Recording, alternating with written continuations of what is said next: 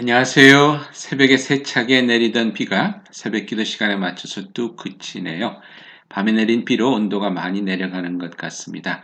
오늘 밤은 40도까지 내려간다고 하니 환절기 건강 조심하시기 바랍니다. 한 가지 기도를 부탁드립니다.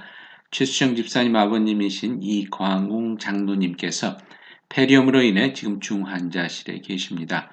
빨리 회복될 수 있도록 기도를 부탁드립니다.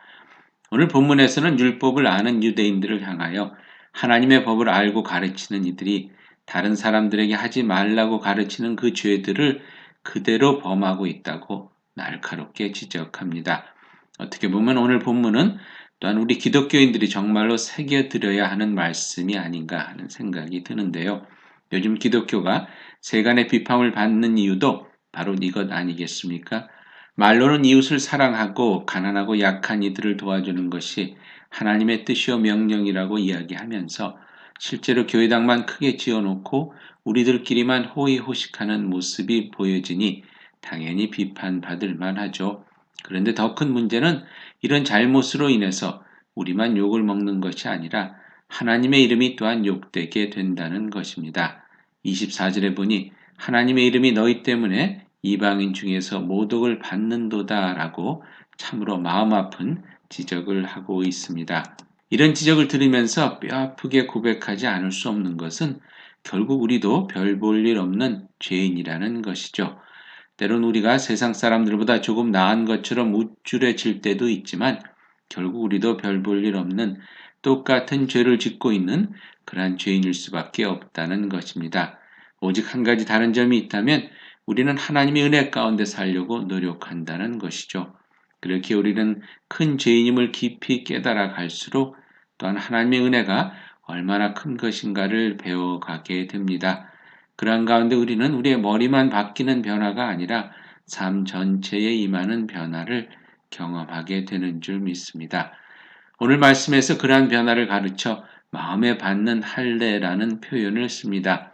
유대인들이 몸에 할례를 받음으로 하나님의 백성임을 표시했었는데 그러한 겉모습만 바뀌는 변화가 아니라 뼛속까지 바뀌는 마음을 도려내고 깎아내는 그러한 변화가 있게 된다는 것이죠. 그러한 변화는 유대인이든 이방인이든 상관없이 하나님께서 은혜를 사모하는 이들에게 성령의 역사를 통하여 주시는 것입니다.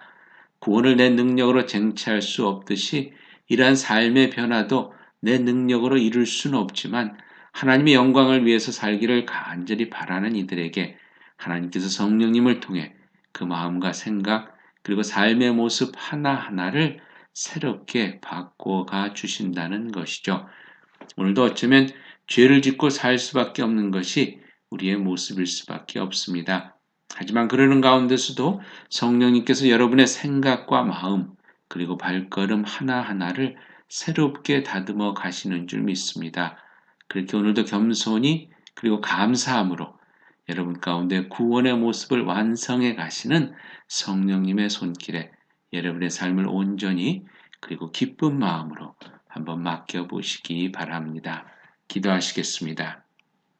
주님 말로만 주님을 믿어왔다면 새롭게 우리의 마음이 행동이 성령님의 다듬으심과 다스리심 가운데 새롭게 빚어지기를 기도합니다.